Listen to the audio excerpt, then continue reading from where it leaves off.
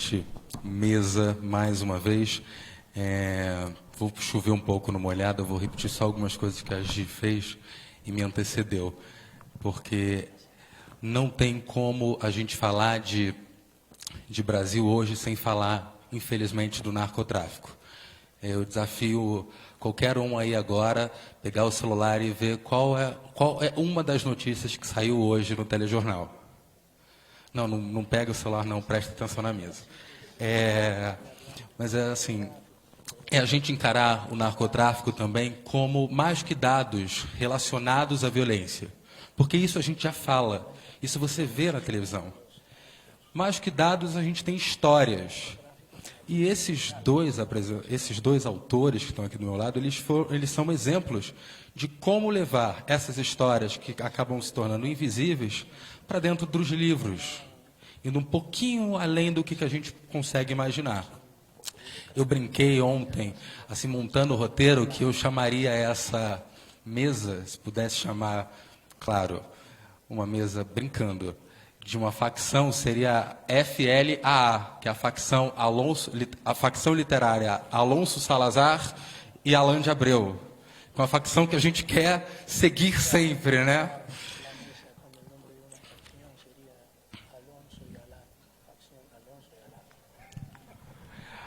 Começo te perguntando, Alonso, a Gisele falou, a primeira vez do Alonso aqui no Brasil, você chegou bem, está tudo certo, está gostando de Poços? Sí, por fortuna, muy buen viaje y muy sorprendido de venir a Pozo de Caldas y encontrarme en una ciudad mediana que hace un evento de esta naturaleza. Eso no es lo común en nuestra América Latina. Así que creo que por aquí van por muy buena ruta. Aproveitando que você está com a fala, eu vou passar a pergunta logo para você. Os antagonistas, geralmente eles só aparecem porque eles são poderosos. Isso em qualquer lugar. Eu queria saber de você como foi lidar com o tamanho e o poder de Pablo Escobar. Sí. Este hombre es imprescindible, pero a veces entiendo. Una muy breve sinopsis. Medellín, 1970, una ciudad industriosa, se le conocía como la ciudad industrial del país, con un alto índice de convivencia. Empieza a emerger el narcotráfico en Colombia. Empieza un personaje que se llama Pablo Escobar, que tuvo una característica que es lo que creo yo que lo hace hoy un personaje muy visible en todo el mundo. A pesar de que han pasado tantos años de su muerte, aún es hoy tema por todas partes. Y es que es un delincuente que aspira a ser político y que aspira incluso a ser presidente de la República. Esa es la dimensión de Pablo Escobar. Y la dimensión va en dos sentidos. Una, el poder inmenso de esa sustancia que en ese tiempo no era tan conocida, que es la cocaína, como destapar una caja de sorpresas, que para nosotros fue una caja de enormes tragedias. Y lo otro, la inmensa capacidad política y de corrupción que él logró establecer. Tuvo que llegar a un punto, por desgracia, la sociedad colombiana, donde quienes eran las víctimas eran los familiares, los hijos de la oligarquía política y social. Mientras que las víctimas fueron jóvenes de barriada, o ciudadanos del común y corriente, o agentes de la policía, no hubo quien conmoviera al país. Y en el caso de Medellín tuvimos que llegar al fondo y rebotar para volvernos a pensar. Un personaje como Pablo Escobar, o en general el narcotráfico, lo que ha hecho es que ha llevado a que los latinoamericanos nos pensemos mucho más, que pensemos, por ejemplo, cómo son nuestras ciudades y cómo es la segregación y la discriminación y cómo hay que rehacer el tejido social y pensarnos de nuevo hacia el futuro. Pablo Escobar era una sombra gigante y lo sigue siendo en alguna medida porque esos procesos de identidad tan fuerte que genera el narcotráfico tienen mucha influencia en los excluidos. Não tão diferente do Alonso, o Alan acabou pegando não um personagem no livro, o Cocaína, a Rota Caipira. O Alain, ele não personifica o que seria essa espécie de mito, que foi o trabalho que a gente fez, o Alonso fez no Pablo Escobar, a ascensão e a queda do grande narcotraficante de drogas. E aqui no Brasil, a gente tem, nos últimos anos, dos últimos 20 anos para cá, se você for relembrar, a gente tem o Abusado, do Caco Barcelos, a gente tem o Dono do Morro, que fala sobre do Misha Glenn, que fala do NEM, que é da Rocinha, o Abusado, do Caco, fala do Marcinho VP. E a nossa grande obra cinematográfica que fala desse assunto é o Cidade de Deus. Só que o Cidade, ele acaba abordando o assunto narcotráfico e, assim, todos os personagens, os traficantes, eles acabam sendo meio que coadjuvantes para ajudar a contar essa história. Foi o caso, você sente que foi o caso, quando você criou o Rota Caipira, assim, o assunto tem que ser maior do que quem pode ser um protagonista, se é que a gente tem grandes protagonistas no narcotráfico brasileiro, mas assim, ainda assim o assunto tem que superar essas pessoas que a gente conhece, que a gente já viu na televisão. Boa noite. É uma ótima pergunta essa. Diferentemente do trabalho do Alonso, que se debruça sobre um personagem, e ele é o principal personagem de todos, né, no que se refere ao narcotráfico, talvez seja, nunca ninguém o supere, que é o Pablo Escobar. Eu procurei fazer um trabalho diferente. O meu fio narrativo, ele não são as pessoas, é a geografia, né? O que une as histórias que eu narro no livro é a geografia, é a Rota Caipira. Essa rota que passa pelo centro-sul do Brasil, que é a principal rota do narcotráfico brasileiro, e eu me dispus a investigar, ao longo de 5 anos de pesquisa, quem são essas pessoas que comandam essa rota, né? Quem são as grandes organizações criminais que comandam essa rota, né? E, claro, essas organizações, elas têm estrutura multinacional, elas se espraiam pelos países vizinhos, Paraguai, Bolívia, Colômbia. Por isso que a Colômbia é o berço do tráfico de cocaína, evidentemente, do mundo, com o Pablo Escobar. Mas a gente tem ainda hoje a consequência desses esquemas acontecendo aqui no Brasil, né? Então, o meu fio narrativo, ele é geográfico. O que une as histórias é que elas acontecem em determinados locais, em comum, ao longo do tempo, principalmente dos últimos 30 anos, que era o meu foco mais de pesquisa. Então, isso, claro, há personagens interessantes, ricos, que eu trato do livro, mas, acima de todos eles, né, respondendo a sua questão, Edu, existe a questão geográfica. Eu quis mapear essa rota, a minha ideia era mapear essa rota. Agora um relato muito pessoal, não o profissional que está aqui, o morador de favela, que fui e que ainda sou.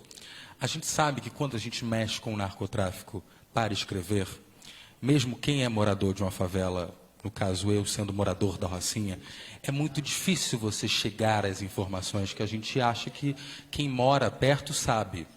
E às vezes não sabe, porque é um sistema criminoso que te impede. Ainda que você habite o mesmo território, você não consegue chegar a estas pessoas. É uma dinâmica um tanto quanto difícil, mas que nem muita gente consegue entender ou consegue mensurar, porque acha que, enfim, por morar numa favela, todas as pessoas acabam tendo todas as informações que o narcotráfico acaba, né, abordando. E aí eu queria perguntar para vocês, para a realização dos 2 livros, quais foram os caminhos.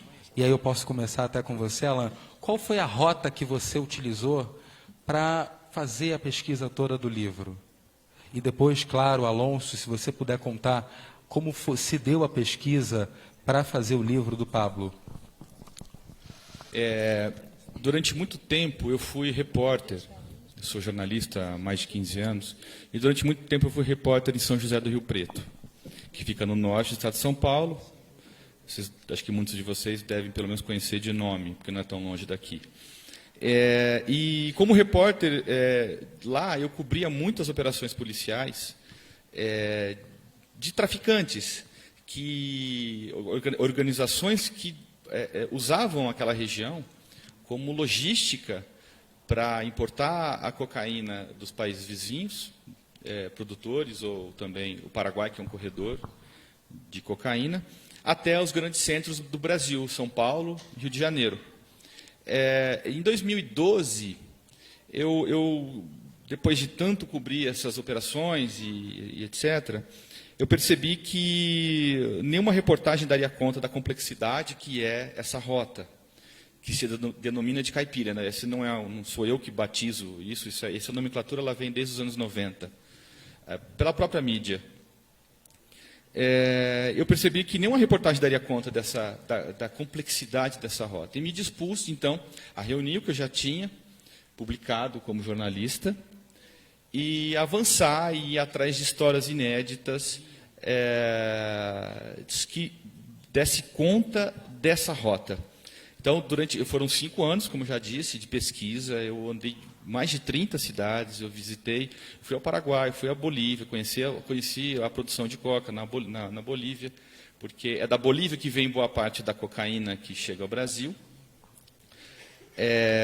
embora de menor qualidade do que a cocaína colombiana. E me dispus a entrevistar e a correr atrás de policiais, de advogados, de promotores de justiça e recolher muitos documentos sobre isso. Foi um trabalho exaustivo durante 5 anos.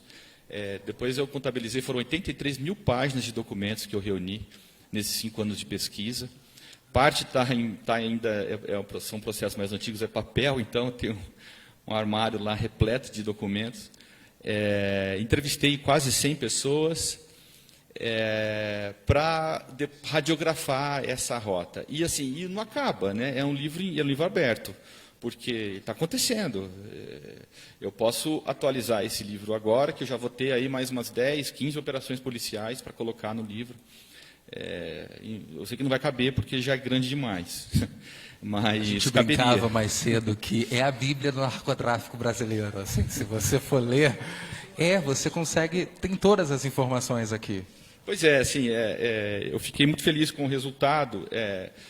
Depois eu coloquei numa planilha os nomes, todos os nomes dos traficantes que eu cito no livro, e são 790 nomes no livro, de traficantes e policiais traficantes também. Né? Há policiais corruptos também que eu retrato no livro. Não uso o nome fictício, uso nome real em todos eles. Eu não me agrada a ideia de usar nome fictício. E assim que eu operei a construção do livro, Edu. Alonso, contar um pouco sobre a pesquisa do livro. Bueno, yo debo decir sobre el libro de Alan que me sorprendió el tipo de reportería tan intensa, trabajo de campo, la sistematicidad que tiene en la presentación de la información. Realmente es un trabajo muy lúcido y muy valiente. A los que escribimos sobre estos temas siempre nos preguntan si estamos amenazados. Por fortuna, Alan no tiene ese problema. Bueno, yo tampoco, pero creo que de lo que yo he visto en el aspecto general de producción sobre el tema de tráfico en Brasil, esta es tal vez la obra más completa que hay hasta el momento. El enfoque mío, claro, era bien diferente. El enfoque mío era cómo trabajar con un fantasma, que era Pablo Escobar. Ya estaba muerto cuando decidí hacer el trabajo, porque hacerlo en vida era prácticamente imposible. Desde luego tengo un propósito, y es que quiero retratar una historia de la ciudad también a través de él, la historia de nuestra crisis, de nuestro fraccionamiento profundo como sociedad, pero recurro mucho más a los temas narrativos, a las anécdotas, que a la rigurosidad de cuadros, de información. Es mucho más un enfoque sociológico que judicial o policivo. También me tocó buscar sobrevivientes. Y curiosamente me encontré que para escribir sobre estos personajes son mejores testigos quienes han estado al lado, quienes fueron cocineros o jardineros o conductores, que incluso los propios familiares. Tuve entrevistas con familiares de Pablo Escobar y yo decía, bueno, ahora sí la tengo. Pero el familiar siempre pretende tapar parte de la historia o a lo mejor no la conoce, también es otra posibilidad. Entonces lo que yo voy haciendo es una imagen caleidoscópica con la versión que sobre Pablo Escobar dan sus amigos, sus aliados, sus servidores y también sus enemigos. No es un libro que entra a juzgar de entrada, sino que le proporciona el background, el contexto al lector para que derive sus propias conclusiones. Ahora hay un tema planteado ahí, sin que sea el objeto exacto, es el tema del poder de una droga ilícita y lo que produce un personaje de este tamaño y la capacidad de destrucción que fue lo que vivimos los colombianos en todo este tiempo. Eu vou fugir um pouco do tema literário, porque, como a Gisele falou, e é a biografia do Alonso, o Alonso é ex-prefeito de Medellín, e Medellín, há 15 anos, era parcialmente conhecida como a cidade, parcialmente não, totalmente conhecida como a cidade mais violenta do mundo. E hoje ela recebe o título de mais inovadora do mundo. Muito por conta das gestões que foram tendo, né, continuidade, assim, os trabalhos que foram tendo continuidade. O Alonso fez parte como secretário e depois como prefeito. E a gente está vivendo aqui no Brasil, o nosso momento atual, ele está sendo vivenciado com um pouco de tristeza, porque aqui no Brasil está ocorrendo agora uma desqualificação da área humana, né, atrelado à gestão. O que nos deixa cada vez mais desesperançosos. A gente está aqui num evento que louva a literatura, louva a cultura, e enquanto a gente está aqui nesse auditório, todos estamos aqui, enfim, o que acontece no Brasil chega a nos assustar um pouco. E um dos pilares que o Alonso carimba como um dos mais importantes para essa chegada de Medellín à inovação é a educação, que eu acho que é o que consegue mudar, tenho certeza que consegue mudar uma nação, conseguiu mudar uma cidade, consegue mudar uma nação por inteira e fazer todas as transformações que a gente pode e deve conseguir. Como o Alonso, é a primeira vez que ele está aqui, a pergunta é um pouco mais ampla, assim, sem uma resposta tão certa. Como você avalia um país desqualificar uma área humana em detrimento da gestão, assim? Como é que isso poderia ser visto? Você foi um gestor, teve como pilar do seu governo a educação, atrelado depois a programas sociais.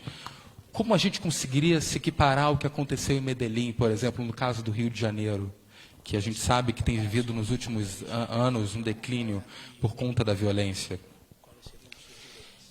Bueno, yo soy muy cuidadoso en dar opiniones sobre los países en cuanto, sobre todo, a veces no tengo el conocimiento necesario para que esa opinión tenga asidero.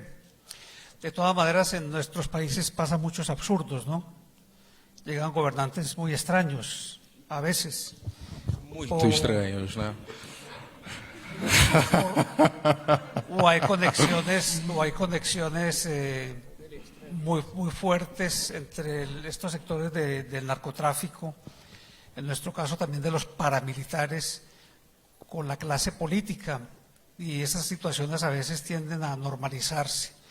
Pero si uno va un poquito más arriba por Centroamérica, no encuentra un panorama distinto.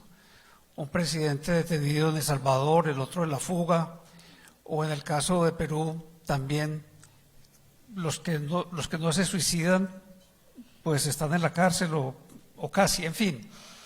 El absurdo de nuestras sociedades es que están llegando a un punto de desarrollo donde podría ser una realidad, una redistribución social y una irrigación de la prosperidad. Pero tenemos sociedades y estados muy complejos. En cuanto al narcotráfico, yo creo que nos genera unas dificultades adicionales. La primera, que es un capital enorme, flotante, y como todo capital de poder económico, busca esas influencias. Y las influencias son en todos los estamentos, pero son mucho más fuertes hacia los sectores populares, donde hay menos precariedad, donde hay menos mecanismos para solventar las situaciones de inequidad.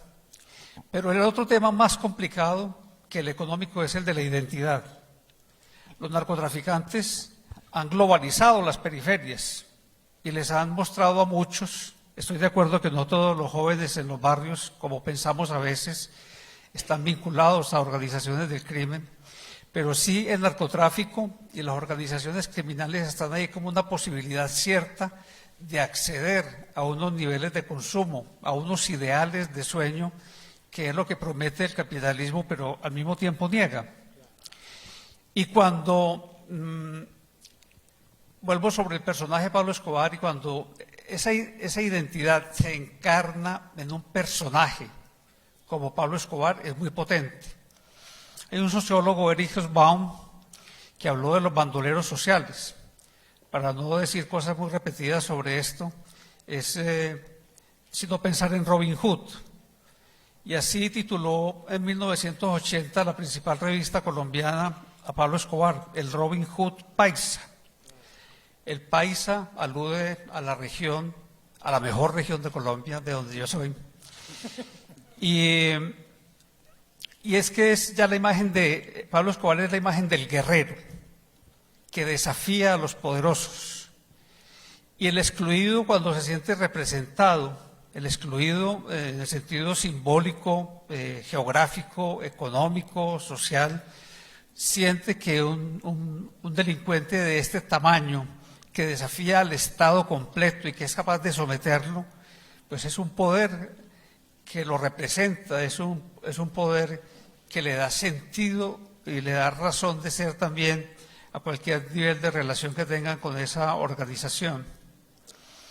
Por eso, cuando nosotros pensamos en las políticas sociales, nosotros hicimos una cosa, dijimos, como este tema de la identidad es tan potente, tan fuerte, hay que entrar a esos sectores y detonar algo que sea también como una carga de profundidad, y que de esa detonación surgiera, por ejemplo, la más espectacular biblioteca en los sectores más violentos y más pobres de la ciudad. Y hemos ido poblando a la ciudad de colegios muy bellos, porque la palabra estética la convertimos en un modelo de acción política, la estética. Porque si la lucha es en el terreno de la identidad, no puede ser solo la idea de un programa social para pobrecitos, con edificios grises y funcionarios que mal atienden a la población. Tiene que ser la idea de que el más humilde tiene que ser condecorado y reconocido como ciudadano de plenos derechos y tratado como tal y dignificado, y lo que a él se le entrega o lo que con él se construye tenga altísima calidad. Para nosotros ética, desde luego, porque si se roba la plata no se puede hacer nada, y estética son una llave de transformación social que hemos aplicado en Medellín, y por fortuna, de la tasa de homicidios que llegamos a tener, 380 homicidios por 100.000 habitantes. Es una locura. Hoy estamos en una tasa de 20 homicidios por 100.000 habitantes. No es el paraíso. Es una ciudad que se parece mucho a las de América Latina, con mucha potencialidad, con muchas dificultades, pero tenemos una ruta que era lo que no teníamos antes. Eu acabei citando o Rio de Janeiro, né? E ainda falando um pouco de Rio de Janeiro, cabe sempre lembrar e deixar sublinhado os últimos governantes do Rio de Janeiro, Luiz Fernando Pezão, Sérgio Cabral, Eduardo Paes. Todos esses últimos governantes foram a Medellín e conheceram Alonso Salazar para tentar implementar todas as políticas sociais no Rio de Janeiro. É um momento onde a gente se pergunta o que não aconteceu. E aí eu jogo a pergunta para o Alan, porque o Alan é repórter da revista Piauí, uma das revistas que mais preza pelo jornalismo hoje, mais interessante para a gente ler, estar conectado. E a gente vê o que está acontecendo, não só no Rio de Janeiro, está acontecendo pelo país. A gente tem ali o Nordeste, agora as milícias estão chegando a outros estados. Como é que você vê o combate ao narcotráfico? Vou parafrasear o Alonso, durante governos com governantes um tanto quanto estranhos, assim, e um pouco mais sério agora, um governo conservador. A realidade, o Rio de Janeiro ele é um espelho para o Brasil todo, né? Geralmente as coisas acontecem primeiro, os problemas acontecem no Rio primeiro e depois eles se espraiam pelo resto do país, né? Costuma ser assim. Por isso que o Rio também reverbera tanto, o que acontece no Rio reverbera para o Brasil todo também. Eu moro no Rio há 1 ano e meio e tive a oportunidade de fazer uma reportagem recentemente sobre o caso Marielle para a revista Piauí. E, evidentemente, eu trato da milícia, porque a milícia é uma protagonista no crime, né, da Marielle, no assassinato da Marielle Franco.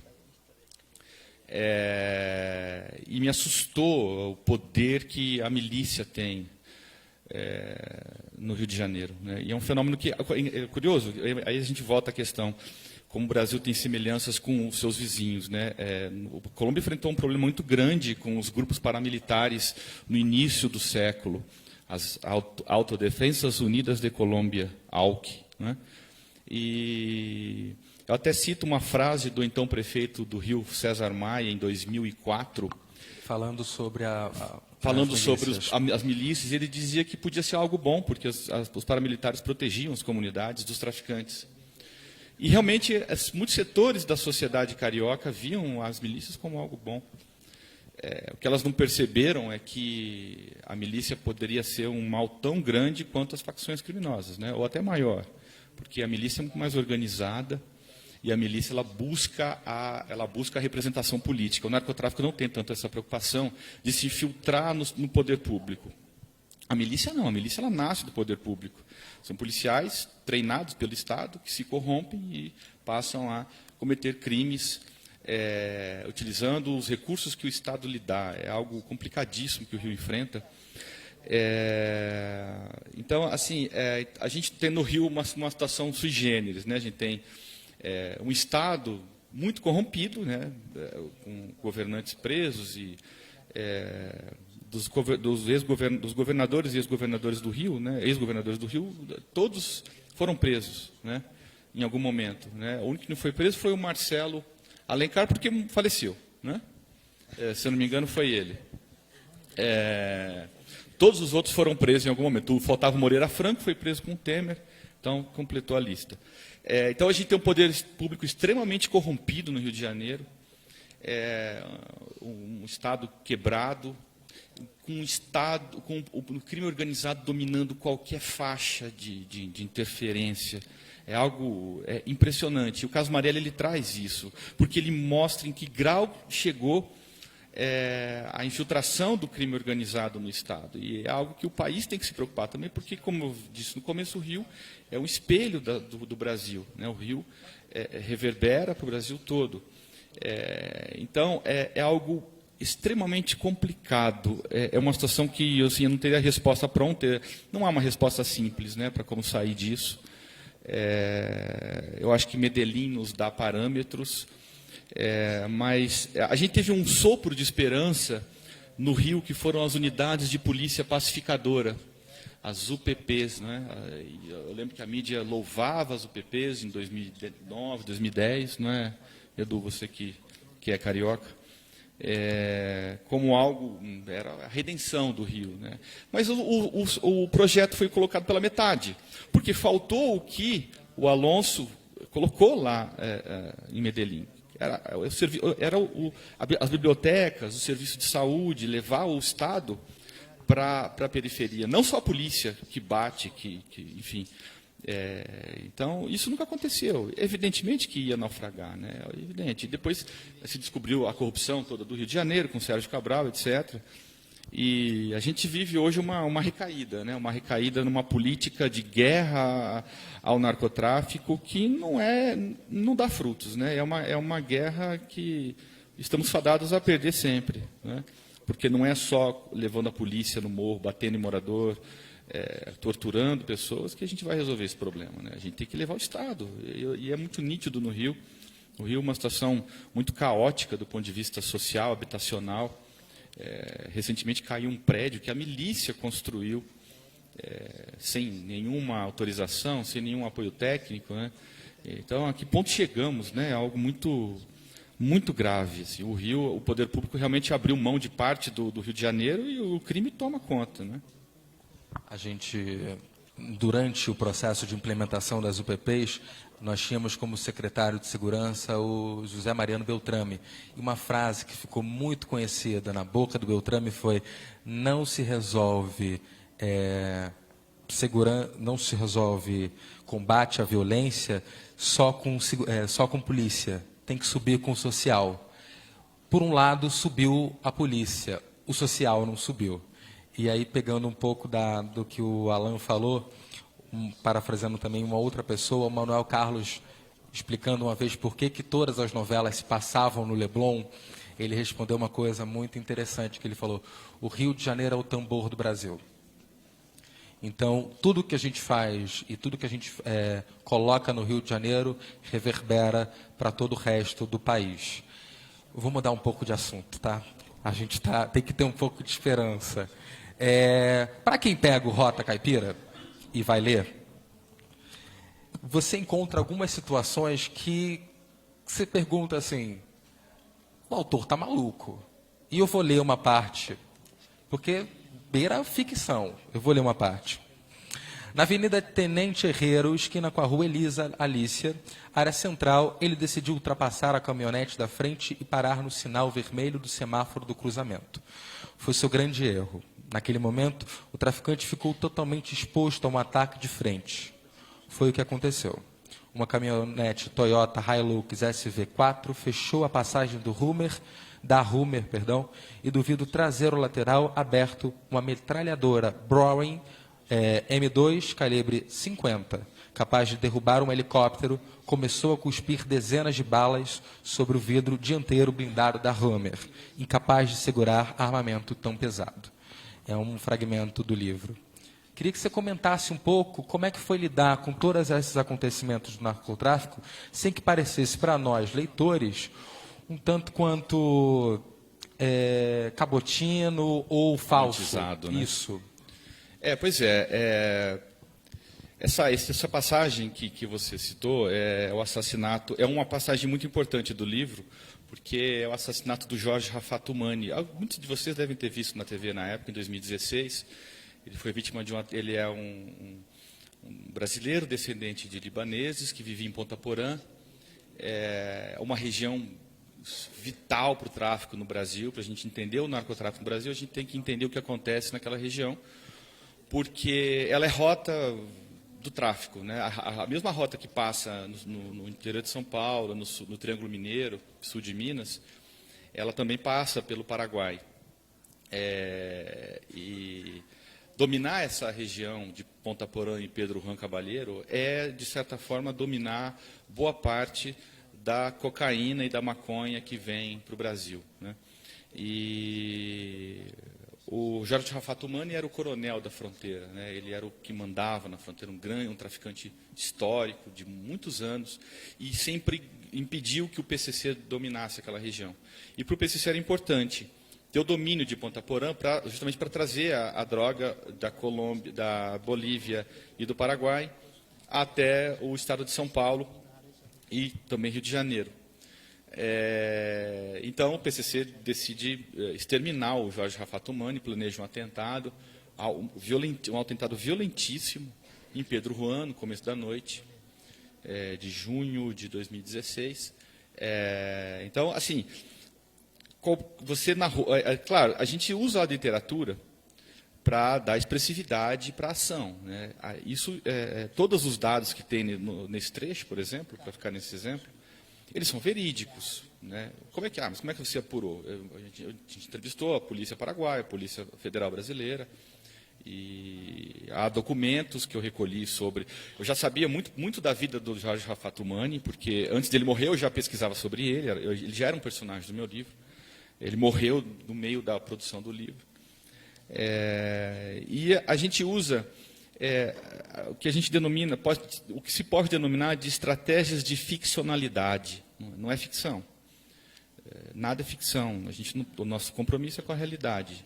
Mas a gente usa estratégias que a literatura nos dá para seduzir o leitor. O foco de qualquer autor, seja de ficção, seja de não ficção, é pegar o leitor no braço e falar, olha, vem comigo até o fim, você não vai se arrepender. É um exercício de sedução contínuo. A maior angústia de um autor é essa sempre, né? Então, a literatura nos ajuda muito nisso, né? Essas estratégias de ficcionalidade trazem um cenário para o livro, trazem ação para o livro, trazem diálogos para o livro, que prendem a leitura, ou pelo menos essa é a intenção, né? Então, esse é um exemplo que você citou, até está na contracapa do livro, e realmente é um momento chave. Já na leitura do Pablo Escobar, a ascensão à queda do grande traficante de drogas, a gente é levado a conhecer a história do Pablo através de dois personagens que se seguem ao longo de todo o livro e que são muito interessantes. A primeira que o Alonso utiliza é a mãe, a Dona Hermilda. E o segundo personagem o Alonso criou, o Arcangel, para colocar na boca do Arcangel todas as opiniões que o resto dos protagonistas não queriam assumir publicamente. É um pouco indelicada a pergunta que eu vou fazer, mas é mais fácil fazer uma biografia de alguém morto? Sí, sobre todo es Pablo Escobar, sí. Era esta resposta que eu queria saber. Y menos peligroso. Pero hay otra dimensión del asunto y es que, de todas maneras, la historia hay como que digerirla un poco, ¿no? Hace poco leí a un escritor colombiano una opinión interesante y es que en América Latina expresidentes han estado haciendo autobiografías y dice este escritor, Silva, refiriéndose especialmente a Colombia, que desafortunadamente no hay biografías, la biografía como un género en América Latina, y tenemos muchos personajes para que fuera un género pues delicioso y de mucha riqueza tanto narrativa como social. Cuando uno está envuelto en el torbellino de la historia, como nos sucedió a nosotros, quizá no tiene la suficiente perspectiva para escribir, y por eso este libro apareció años después de la muerte de Pablo Escobar, entre otras cosas porque los riesgos eran menores, pero también porque había que tomar una distancia para poder escribir con más certeza de esos hechos. Lo que creo yo es que hace falta más periodismo en ese sentido en América Latina. Textos como los de Alan, no voy a poner el mío como referencia, pero digamos reportajes de fondo sobre nuestras realidades sociales, económicas, etnográficas, se han ido perdiendo. El periodismo, en vez de tener cada vez más trabajo de campo, más bien ha ido levantando las anclas de los territorios. Y creo que tenemos tanta y tan profunda riqueza. Yo digo que este libro de Pablo Escobar es un gran reportaje desde el punto de vista técnico, con la trampa. Yo hice la trampa que le declaré al lector desde el inicio, ¿no? Que es una trampa periodística porque que exista Arcángel. Una trampa es como una armadilha jornalística. Pero le digo al lector desde el inicio, les tengo esta trampa para que la tenga en cuenta. Pero escribir una serie de textos. Yo hice también una biografía sobre un candidato colombiano asesinado, Luis Carlos Galán. A mí me gusta el género, me gusta mucho el género literario. Y creo que son textos en los que, por ejemplo, en el caso de Galán, ese fue más complicado incluso que el de Pablo Escobar, porque encontré algunos documentos que permitieron la condena de un general de la República implicado en el asesinato. Yo digo que el periodismo tiene un compromiso con el tiempo que se vive, con el tiempo histórico, tiene un compromiso con la sociedad, pero ya también tiene un compromiso con la narrativa, porque la gente no quiere leer ya cualquier cosa, sino que quiere también leer cosas de calidad. Só pra gente aqui no auditório. Você viu Narcos? Y también me tocó ver la otra que se llama El Patrón del Mal, que fue El Patrón del Mal.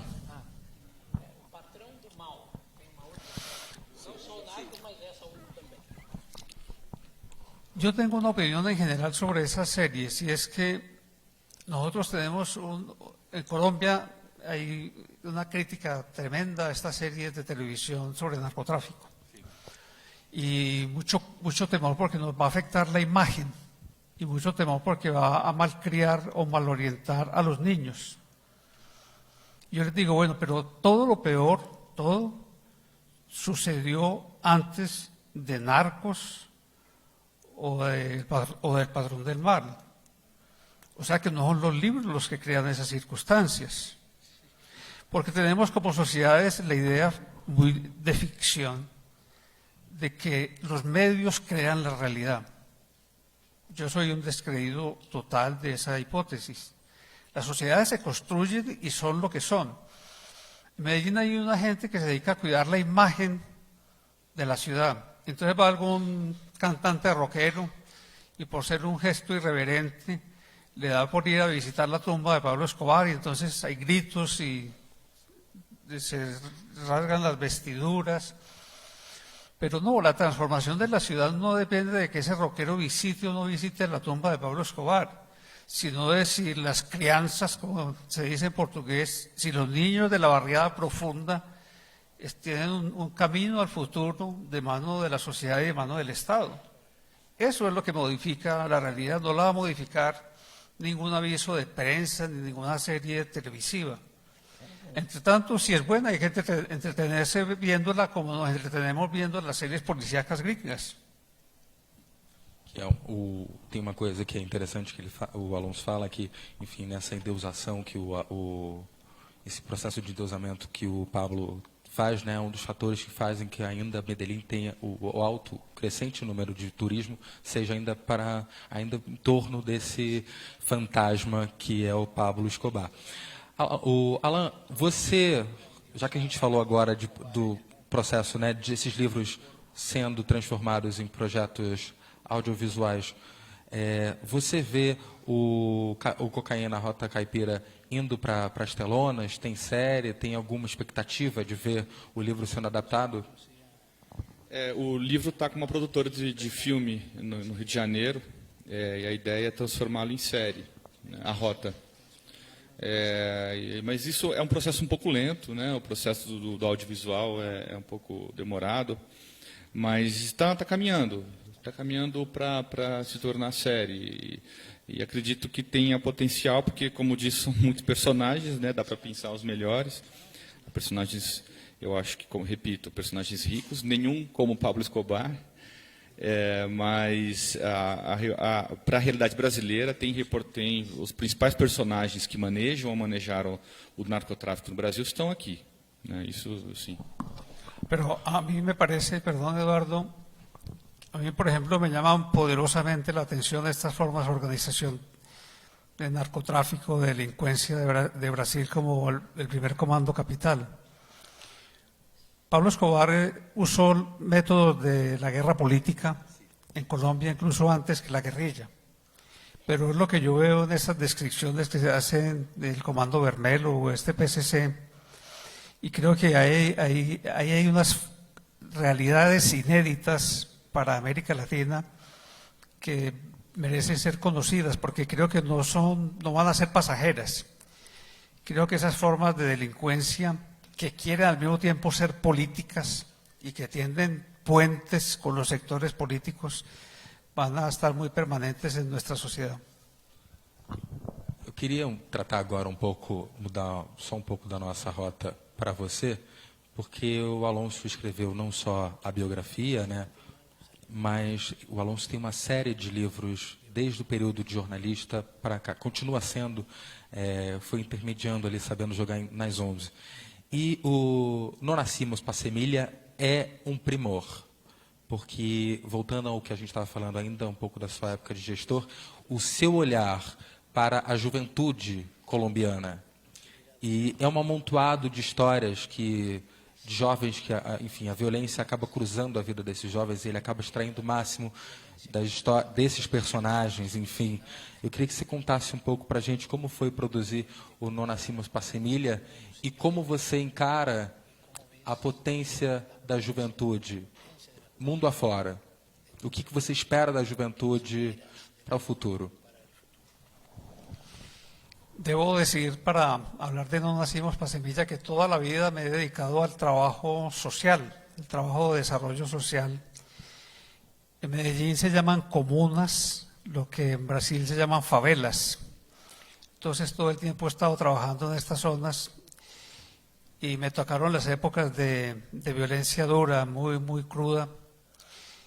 Y no nacimos para Semilla. Cuando me preguntan, ¿usted por qué decidió ese tema? Yo digo, no, el tema decidió por mí, porque yo estaba en ese entorno y en esos contextos cuando la violencia de jóvenes creció como una avalancha. Y lo que este libro hace es un libro ya de 1990, ¿no? Me hace vivir usted a minhas épocas de antaño. Mas teve uma reedição agora em 2018, se não me engano.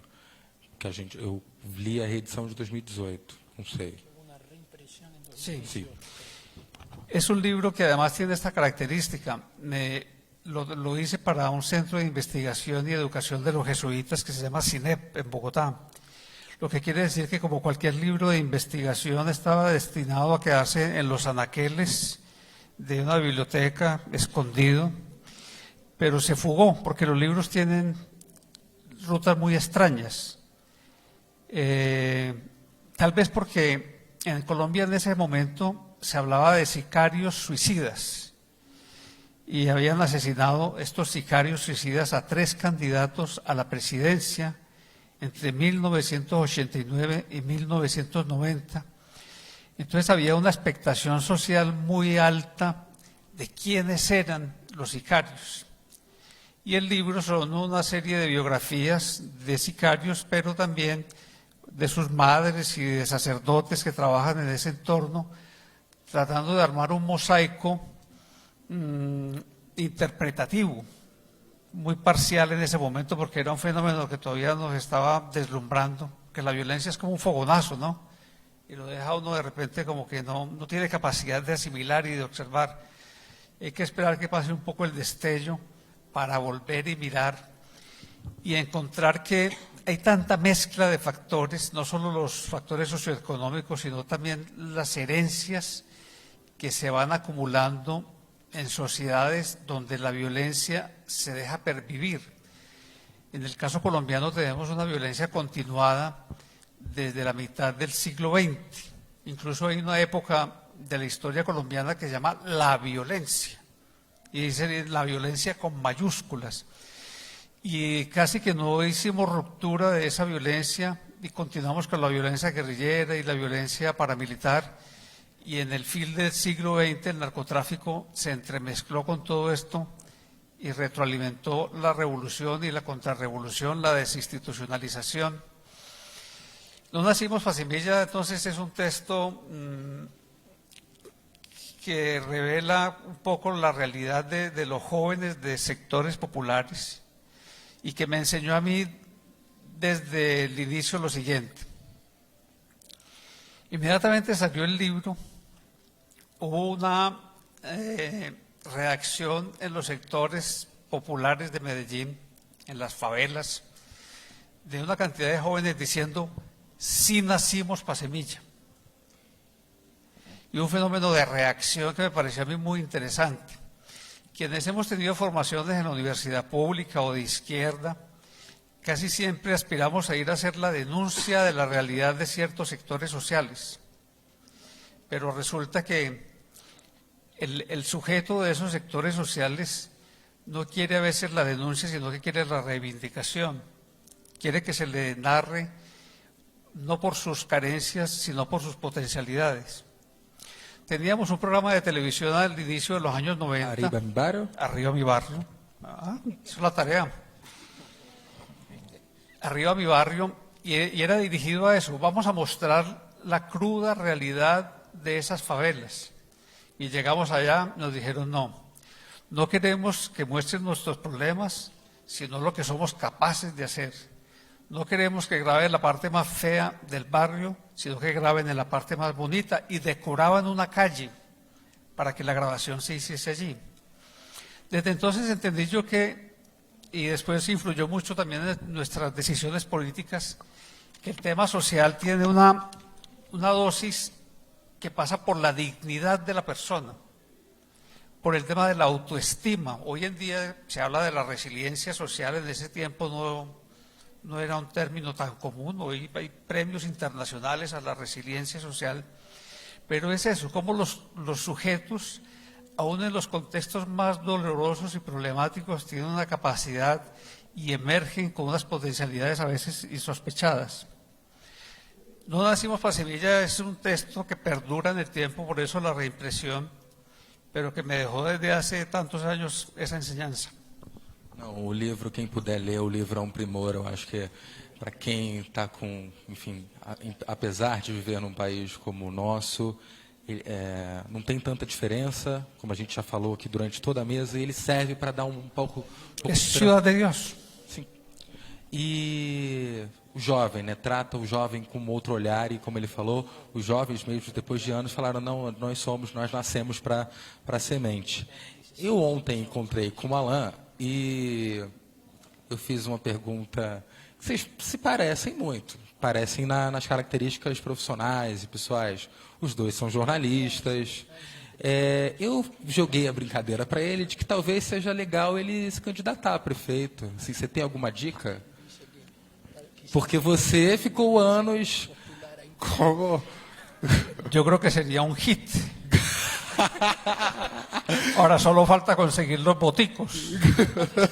Esa parte es un poco complicada. De todas maneras,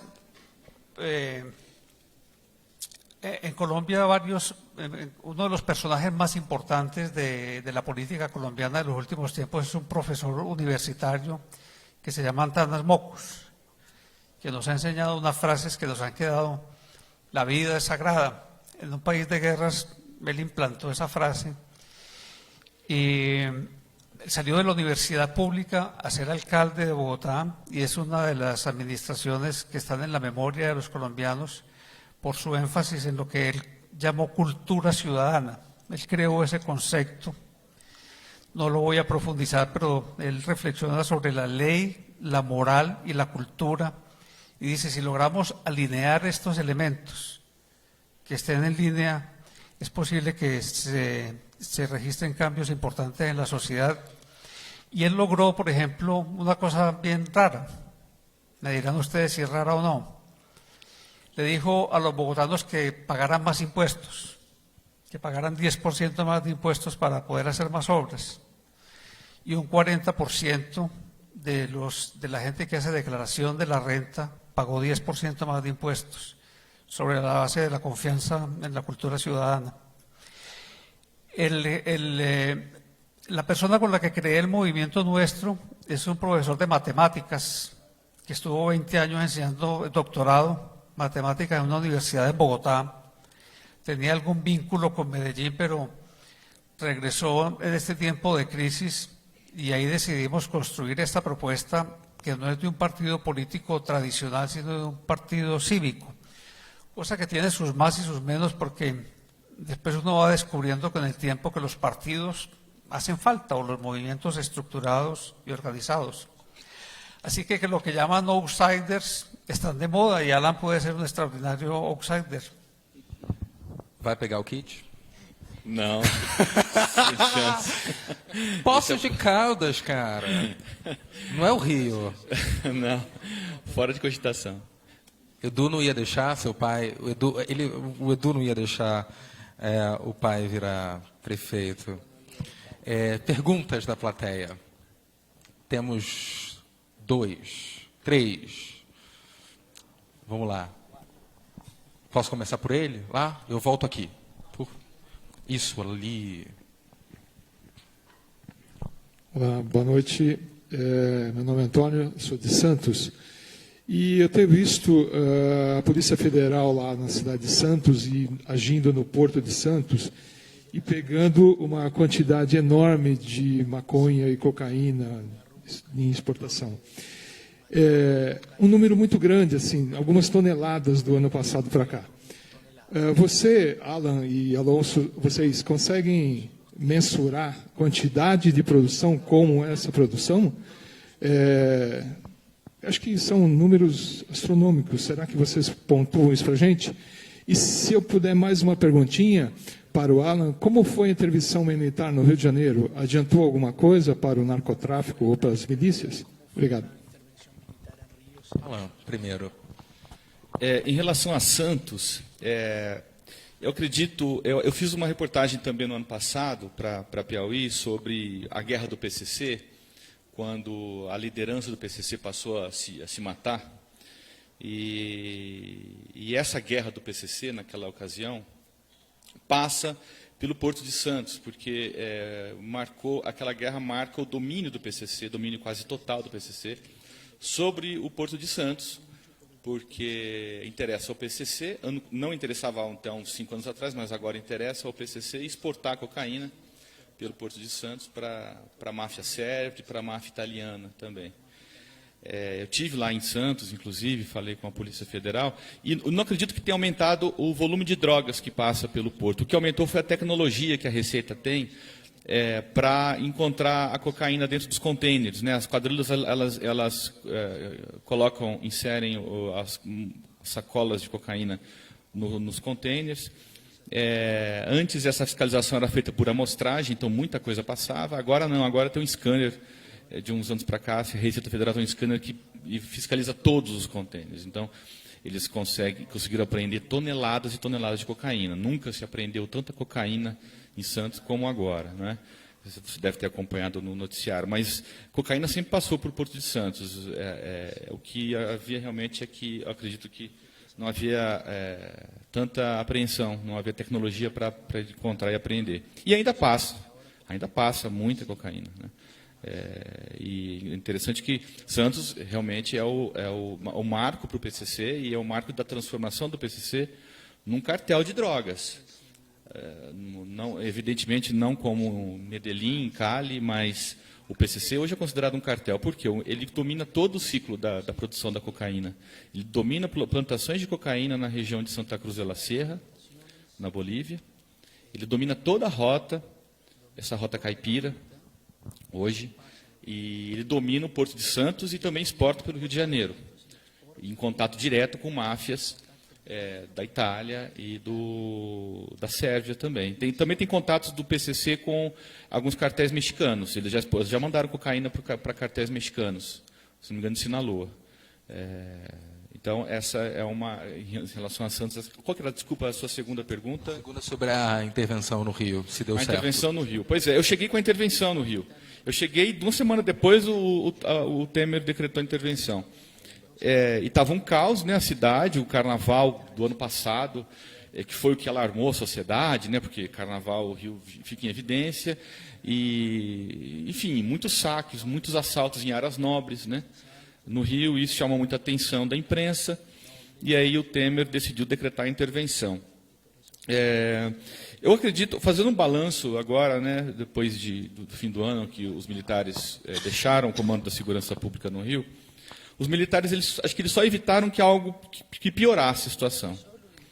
Não houve melhora, Está mais organizado. Eu não sei se o Edu que mora lá, e é de lá e mora lá, eu acho que não sei se ele tem essa mesma impressão.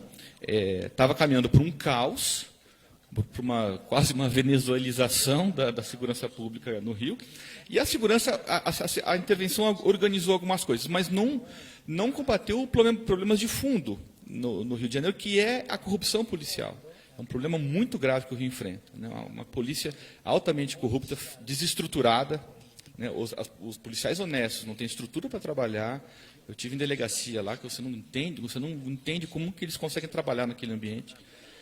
Então, assim, realmente, eles impediram que os caos se instalassem, mas não houve melhoras substanciais. Não noto isso. Também com o governo atual também. Alô? Vamos aqui nela. Por favor. Não, e só antes, enquanto ele chega, eu vou... o Alonso, perdão. Porque ele tinha direcionado a pergunta para os dois. Sobre el volumen de drogas, me suscita la siguiente reflexión. Y le hago un símil en el tema de la selva colombiana fumigada. Hoy se debate en Colombia si fumigar o no fumigar. Es evidente que el glifosato, que es lo que se utiliza, es contraproducente. Pero en Colombia se han fumigado más de 3 millones de hectáreas sembradas de mata de coca. Pero hoy en día tenemos el volumen más alto histórico de hectáreas sembradas en coca. Lo que quiere decir que este es un círculo vicioso. La palabra legalización de la droga espanta mucho y a mí no me gusta mencionarla y creo que habría que pensar muy despacio cuáles son las alternativas. Lo único que yo creo de verdad es que el actual esquema de lucha contra las drogas no está funcionando.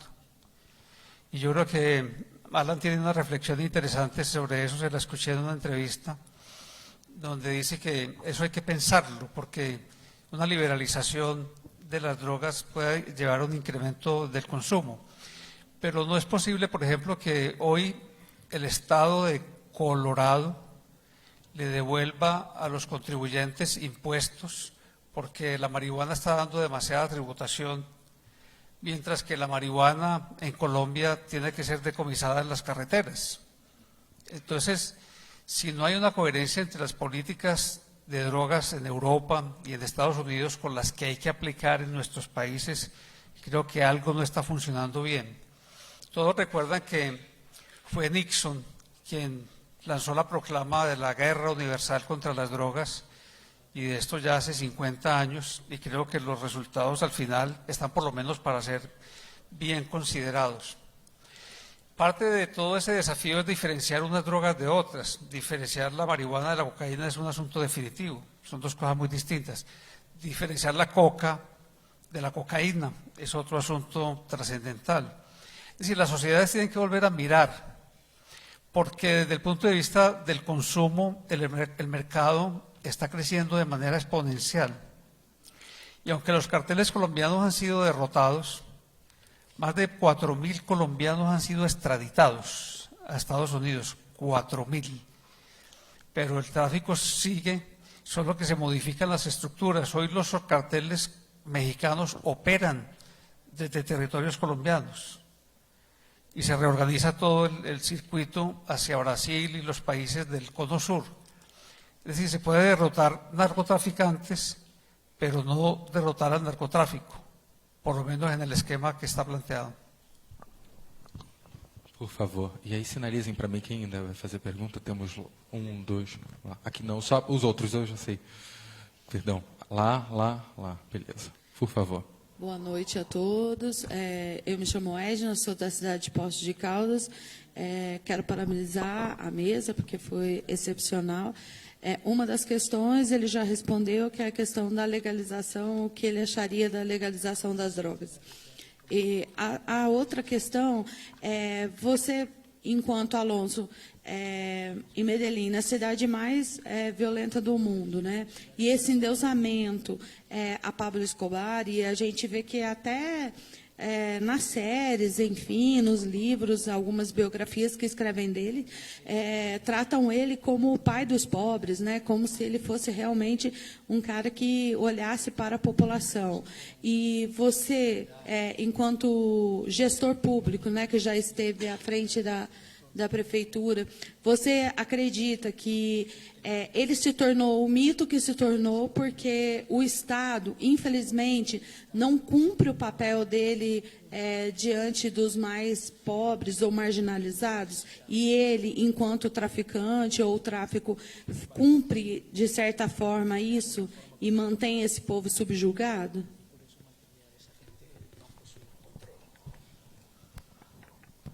Lo de la beneficencia social de Pablo Escobar es un mito.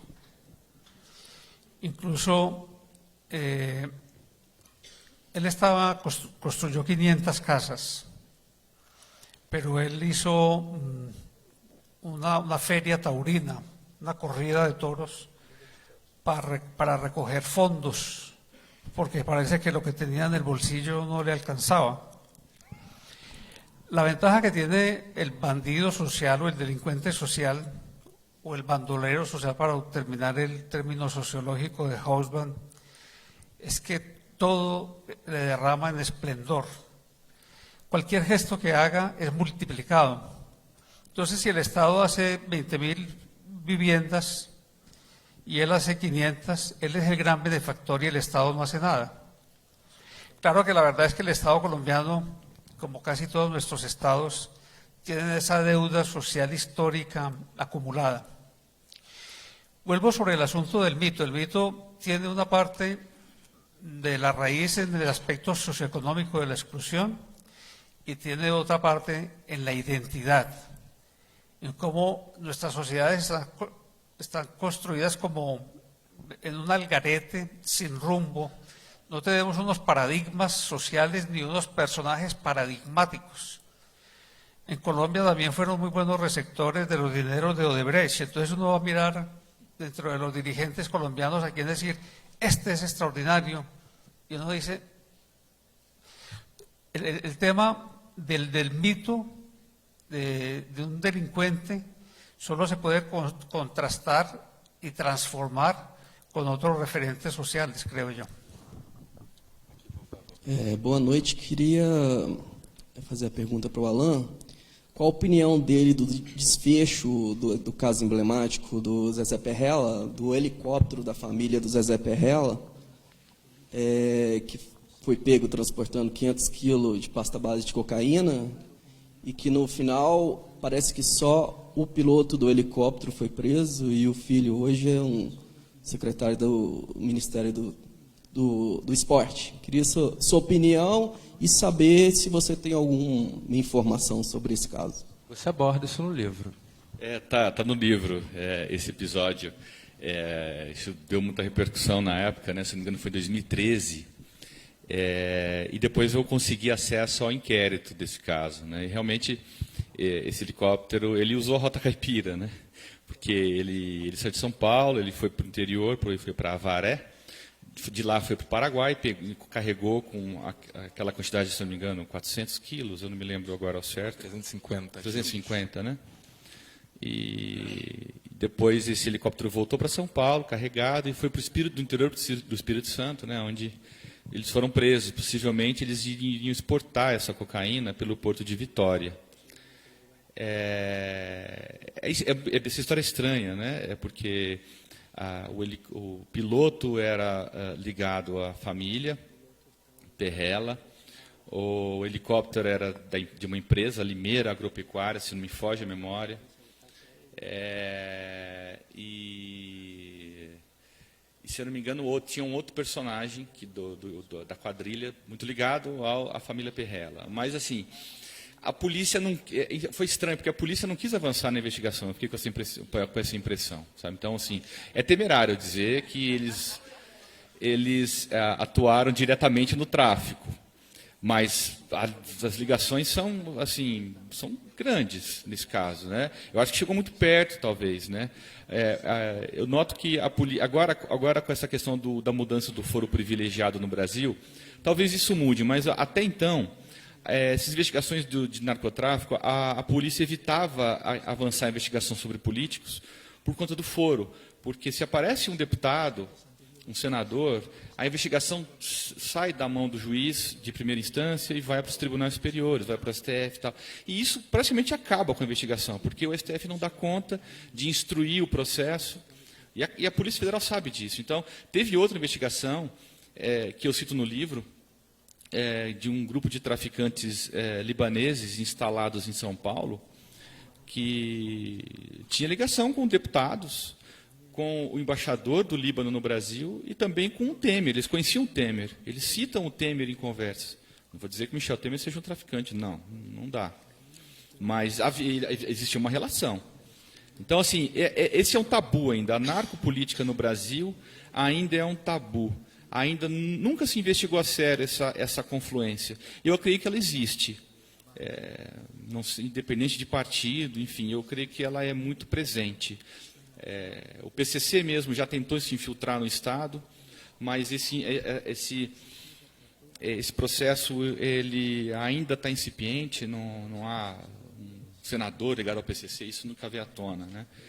Mas, evidentemente, que o crime organizado busca se infiltrar no Estado. Então, a narcopolítica ela precisa ainda ser melhor investigada e abordada no Brasil. É isso que eu penso. Lá em cima. Tá aqui. Aí eu já vou para você, pode ser? Por favor. Eu vou começar com só um adendo, que existe uma lei da economia que diz que onde existe uma necessidade, alguém vai supri-la. Isso é uma lei natural e econômica. Então, acredita-se que a guerra às drogas é infrutífera porque enquanto houver um consumidor, alguém vai vender. É impossível você exterminar todos os produtores porque alguém vai assumir esse lugar. Entrando na parte da legalização, desculpa entrar nesse tema porque eu sei que ele é polêmico, mas eu gostaria de entrar antes, onde se inicia a guerra às drogas.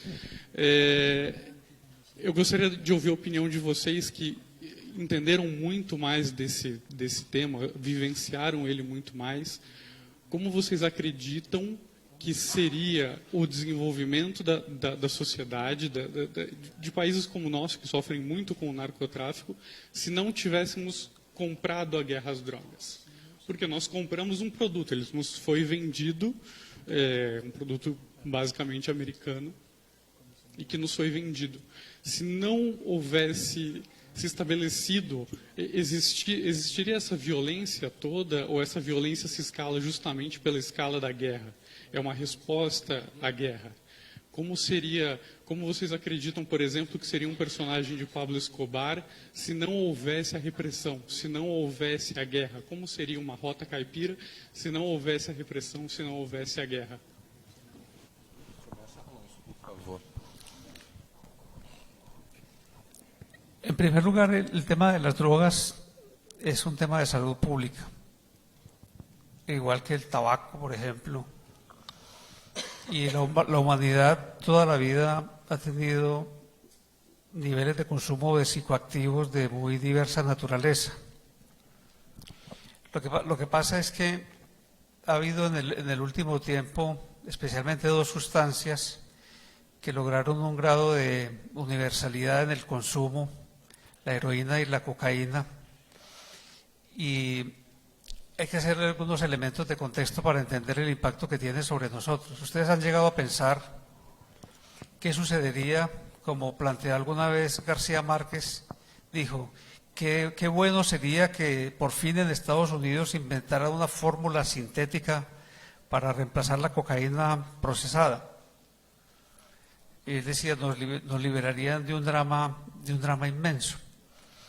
Pero la cocaína tiene su misterio, la cocaína solo se produce en los Andes, la coca, perdón. La mata de coca solo crece en los Andes. No entiendo las razones científicas de por qué sucede así, pero si de repente la coca también se pudiera sembrar en invernaderos en todo el mundo, también podría ser una manera de empezar a liberarnos de un problema muy grande, entendiendo su lógica, que es, yo creo que adecuada, de que mientras que haya quien demande el consumo, pues habrá quien produzca. Ahora, hacer hipótesis sobre lo que pudo haber sido y no fue, yo creo que es muy complejo. Yo creo que la marihuana, que existía, por ejemplo, como gran tráfico en Colombia en los años 70, y aún existe, no tiene la capacidad de malear socialmente y de malear las instituciones como tiene la cocaína. Es decir, por eso digo que son sustancias que hay que saber diferenciar. A mí me invita a pensar mucho el modelo actual de restricción del consumo del tabaco, como un modelo dentro de la legalidad que le dice al consumidor no puede y lo va arrinconando, y ya es hasta vergonzoso a veces para mucha gente consumir. Ese modelo resulta mucho más eficiente que el que estaba operando, por ejemplo, contra la marihuana. No me imaginaría yo una legalización en el sentido de que las drogas estén expuestas en el supermercado, sino que fuera un régimen, por ejemplo, los mejores analgésicos para anestesias, las mejores anestesias son las derivadas de los opiáceos, porque los químicos, para la anestesia química da mucha pesadilla, da mucha turbulencia mental. En cambio, los opiáceos se reconocen por su dulzura. Se podrían incrementar las zonas donde el opio sea cultivado legalmente para producir. O lo que también ha insistido tanto Bolivia, no tanto Perú, pero sobre todo Bolivia, de encontrar una serie de productos derivados de la hoja de coca, que fue definida hace mucho tiempo por los científicos como un poderoso fruto, lleno de riqueza mineral y de vitaminas. Yo creo que el modelo, en todo caso, tendría que partir de lo siguiente, y es que Trump, que ustedes saben que le gusta trinar un poquito, todos los días está otra vez sobre Colombia, insistiendo en que nosotros somos los dueños de ese mal.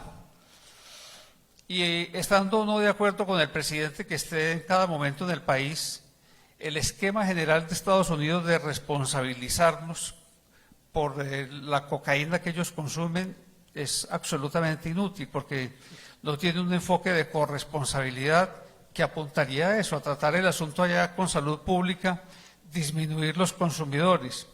O, como no es posible con programas de salud pública disminuir los consumidores, encontrar otra manera de que las organizaciones de tráfico no tengan tal poder de acumulación de riqueza, que es lo que les da la capacidad de desestructurar la sociedad.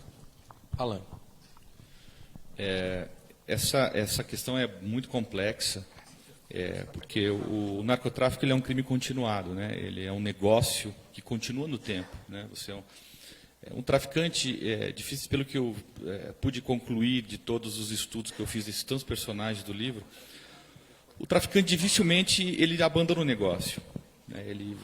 Porque o lucro dele é fabuloso, né?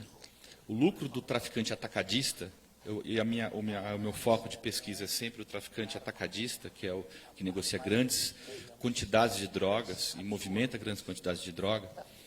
Ele encara o narcotráfico como negócio e a prisão dele faz parte do negócio. Ele vai ser preso, um dia ele vai ser preso, ele vai cumprir a pena dele, e ele sair, ele vai continuar, porque ele tem os contatos todos. É como um negócio, ele é um empresário. Os grandes traficantes são empresários, né? E agora, em relação à guerra das drogas, assim, poxa, se não houvesse então ação do Estado contra as quadrilhas, não haveria guerra? Eu creio que haveria, porque o narcotráfico ele é territorial. Ele, assim como, por exemplo, o jogo do bicho no Rio de Janeiro, ele busca sempre controlar territórios e defender aquele território contra a ameaça de outras quadrilhas. E isso instaura a guerra. Esse assassinato do Jorge Rafatumani lá em Pedro Rangabalheira é um exemplo disso. O PCC queria aquele território. Para isso, teve que matar o Jorge Rafá e todos os seus capangas, né? Então, o narcotráfico ele instiga a violência. E, claro, do ponto de vista do uso, é um problema de saúde pública, evidentemente, né? Essa guerra é perdida. É interessante o que o Alonso colocou e eu concordo inteiramente com ele, é necessário mudar a lógica desse combate, que hoje é perdido pela sociedade, para reforçar mecanismos de busca de patrimônio desses grandes traficantes. Você tem que... A cadeia faz parte do negócio dele. Agora, se você retira todo o patrimônio, toda a riqueza que ele amealhou nos seus anos de tráfico, dificilmente ele vai voltar a ser traficante. Eu tenho exemplos assim no livro, de grandes traficantes que foram muito grandes e que foram totalmente descapitalizados pela polícia, num trabalho muito bom de inteligência, e hoje são nada. Continuam traficando, talvez, mas em muito menor escala. Então, esse é o segredo. E a Polícia Federal, eu noto que está mudando mesmo.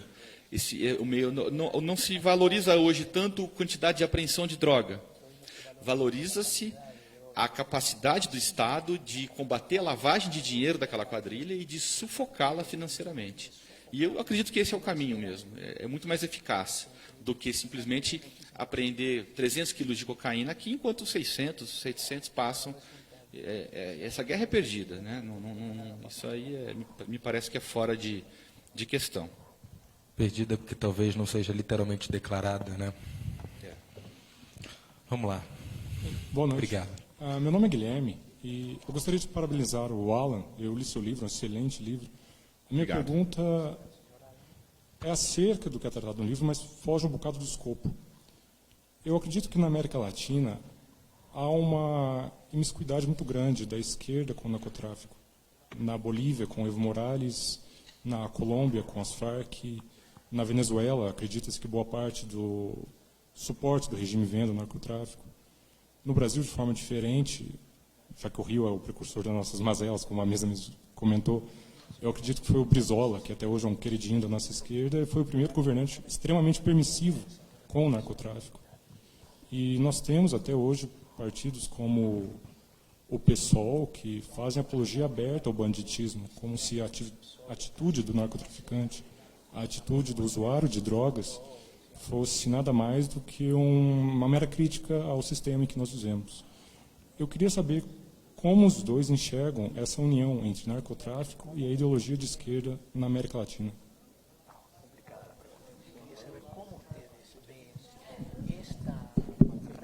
Posso começar. Em relação ao Evo Morales, eu conheço um pouquinho mais a realidade da Bolívia. O Evo Morales é um cocaleiro de origem, né? E assim que ele assumiu a presidência, ele expulsou o DEA, né, a Agência Antidrogas dos Estados Unidos, ele expulsou o DEA dos Estados Unidos. E realmente há uma permissividade grande da gestão dele com o narcotráfico. O narcotráfico é representado no Estado boliviano nos altos escalões. Isso é notório. Em relação à Venezuela, de fato, com o chavismo, existe um bom livro, eu acredito que o Salazar conheça, em espanhol, chamado Boomerang Chávez, e que trata justamente da presença do narcotráfico nos altos escalões do governo chavista, né? Parentes do Maduro, inclusive, já foram presos com cocaína, tentando levar cocaína para os Estados Unidos. E eu tive informação de que a Venezuela hoje é um grande corredor da cocaína colombiana, que passa pela Venezuela para ir para os Estados Unidos e Europa. Mas eu acho que, em relação à questão da associação com a ideologia de esquerda, não sei se isso é tão direto assim. O que na verdade existe é a corrupção. Todo regime, como um regime ditador que é o do Maduro, ele se baseia muito na corrupção, né, dos militares. Então, a corrupção possibilita que os altos escalões participem de atividades ligadas ao narcotráfico. Mas, historicamente, não são só figuras de esquerda que são presentes nesse roteiro, né? O Alonso conhece mais do que eu a vida do Noriega, no Panamá, que foi um ditador de direita, um traficante, que inclusive deu abrigo para o Pablo Escobar em algum momento da vida dele. Por quê? Porque interessava, porque o narcotráfico corrompeu completamente o poder público panamenho naquela ocasião. Então, assim, Realmente, a esquerda tem um modo de ver a questão do microtráfico diferente do que o poder, os que estão no poder hoje enxergam, né? Mas eu não acho que essa associação esquerda-narcotráfico seja assim tão simples. Existem outros regimes de outras ideologias que também se envolveram profundamente com o narcotráfico. Alonso.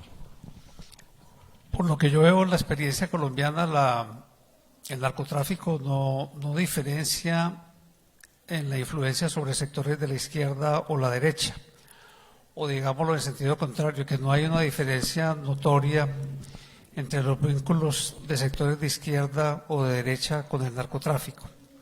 Esto lo podemos ver en el caso del conflicto armado directamente. Las FARC, la guerrilla que se desmovilizó el año anterior, hace un par de años ya, después de que derrotaron los grandes carteles colombianos, se convirtió tal vez en el principal cartel de exportación de drogas de Colombia. Pero al mismo tiempo, los paramilitares que se formaron en todo el territorio nacional, pues eran conformados de una parte por narcotraficantes o financiados totalmente por el narcotráfico. En cuanto a la influencia en los sectores políticos legales, se pueden encontrar tanto sectores de izquierda que han tenido este tipo de vínculos como sectores de la derecha. En algún momento se calculó, porque un paramilitar lo dijo, que el 30% del Congreso colombiano estaba vinculado con actividades, estaba financiado de alguna manera por el narcotráfico. Yo creo que la cifra en ese momento podría ser más alta. No tendría seguridad de si en el presente sigue siendo así. En todo caso, no creo que haya un sesgo ideológico. La dictadura china, por ejemplo, proletaria, trata de contener el consumo de drogas con ejecuciones. Ni con ejecuciones lo van a lograr detener, pero tiene una posición vertical. Recordamos el caso de Nicaragua, que recibió también al M-19 de Colombia. Pero resulta que es que la Contra, que estaba al otro lado de la frontera, estaba financiado por la inteligencia de la CIA, y está el escándalo muy famoso de Oliver North, que aportaba recursos para armar a la Contra nicaragüense. Así que lo único que sí podemos decir es que en todos los conflictos recientes en el mundo, diría yo casi el 100%, la droga está como um combustível fundamental.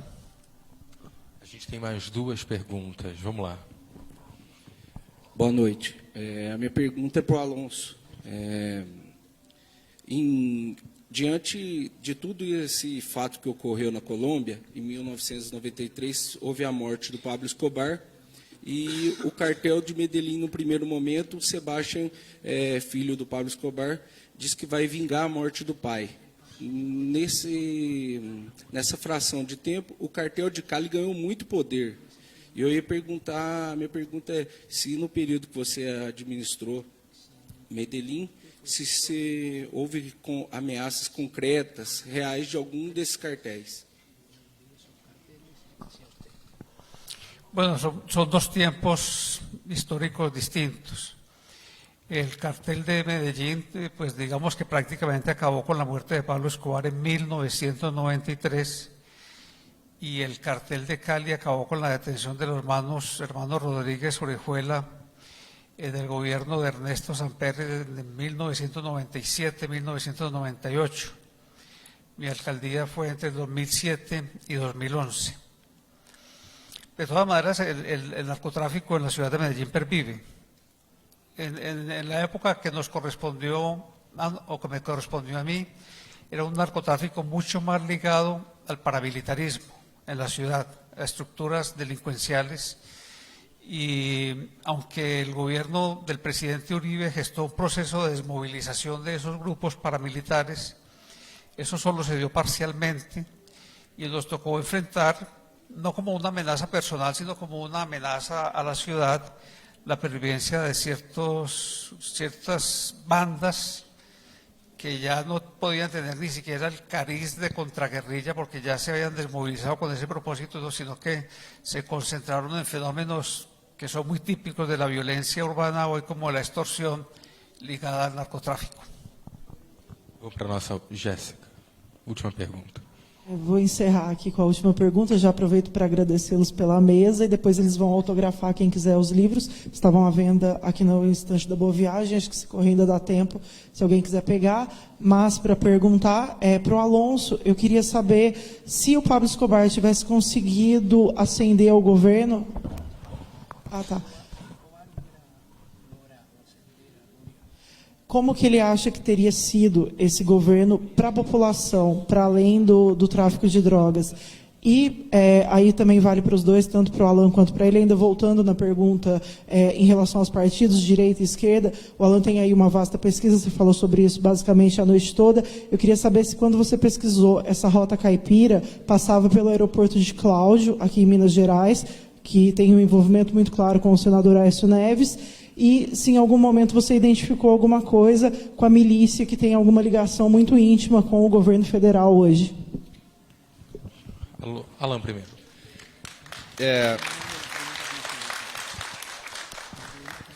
Em relação a Cláudio, eu me lembro, em 2014, um repórter, Lucas, da Folha, teve lá, né, enfim, muitas irregularidades no aeroporto de Cláudio, mas realmente ele não apareceu.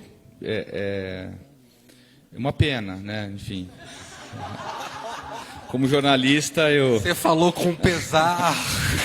Como jornalista, isso frustra um pouco. Mas realmente não apareceu. O que os traficantes usam mais, só para complementar, a realidade do tráfico no interior é que os traficantes usam muito mais pistas clandestinas no meio de canavial, plantação de cana-de-açúcar. Isso ocorre muito na região de Ribeirão Preto, que é próxima daqui, do que aeroportos, ainda de aeroportos pequenos, porque a fiscalização é maior, né? Eles chamam mais atenção, e no canavial é muito mais fácil você passar despercebido. O canavial tem muita pista clandestina, porque a cana-de-açúcar ela usa pulverização aérea, então esse não é muito, enfim, não apareceu. Agora, em relação a outra questão, das milícias, eu tratei desse assunto para pesquisar a matéria da Marielle, né? Foram 2 meses de pesquisa para fazer a reportagem, e a ligação dos milicianos com o poder hoje é umbilical, né? Você pega todos os milicianos que são presos aí, com o caso Marielle ou de alguns outros, todos têm alguma foto com a família Bolsonaro, ou enfim, ou tem alguma relação, né? Claro que dizer que a família tem alguma relação com o caso Marielle, não.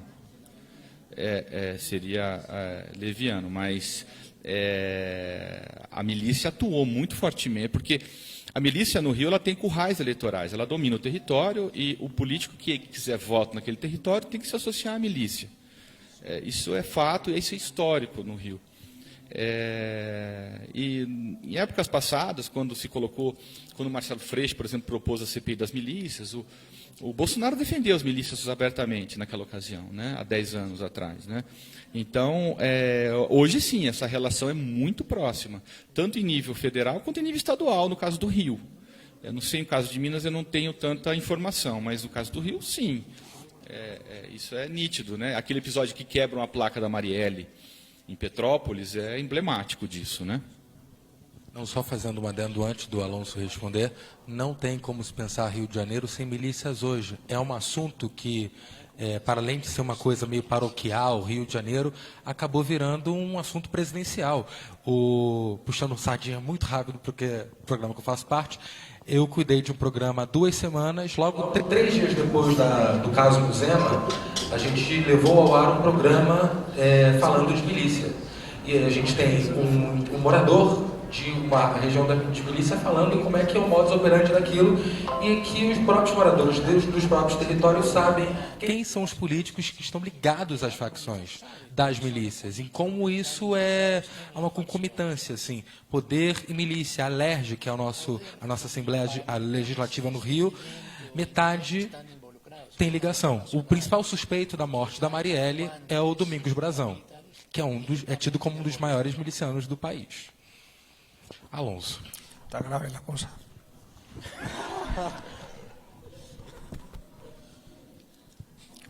quizá el único presidente latinoamericano, en este caso dictador, como lo mencionaba Alan Noriega, es el único del que se ha sindicado directamente de actuar como narcotraficante, pues sabe que Estados Unidos lo bombardeó, invadió Panamá, todo eso. Hay gobiernos muy permisivos con el tema del narcotráfico. Esto lo digo como una pequeña introducción a la pregunta sobre Pablo Escobar. En Colombia hasta ahora ha habido una gran contaminación de la clase política con el narcotráfico, pero no podemos señalar a ningún presidente que haya sido él narcotraficante. Y creo que de todas maneras eso dice que la sociedad en alguna medida tiene algunas herramientas de contención porque hubiese sido posible en cualquier circunstancia. Ahora, de Pablo Escobar yo no tengo ninguna duda. Pablo Escobar era un criminal. Es decir, con él yo no tengo ninguna perspectiva de idealización posible.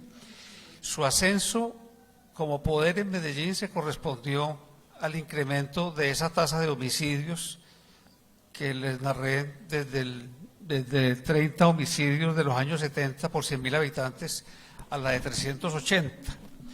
Y un terrorismo desenfadado contra toda la sociedad, con miles de muertos. De tal manera que yo ni siquiera alcanzo a imaginarme lo de presidente de Colombia. Respondido?